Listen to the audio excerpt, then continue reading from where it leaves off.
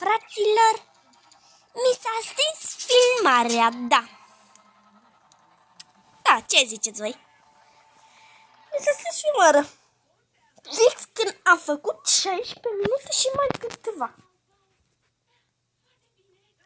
Bine, frate, cred că acum avem destui bani să ne luăm un Scott Jumbo. Care costă numai 100 de aia. Nu, cât de aia? Mă, nu-ți de aia. Aș vrea eu să am 100 de gold.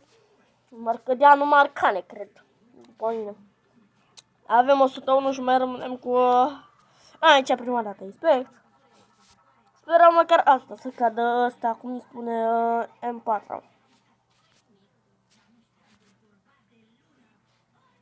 Hai. Dăm aici bui, 101. Dăm aici open. Și Dumnezeu cu mila. Nice. O tândăraie de pistol. Da. Hai că da aici.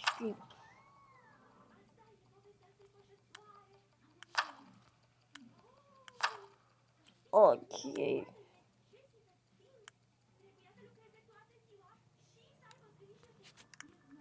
Hai că vindem tândăraiul ăsta. 00.12.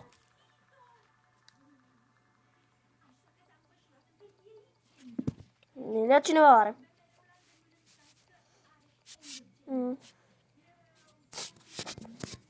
Da, 100 nu ne are nimeni.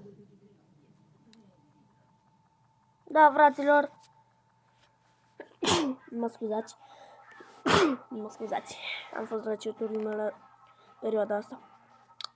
Fraților, am fost Andrei și v-am salutat. Pa, pa!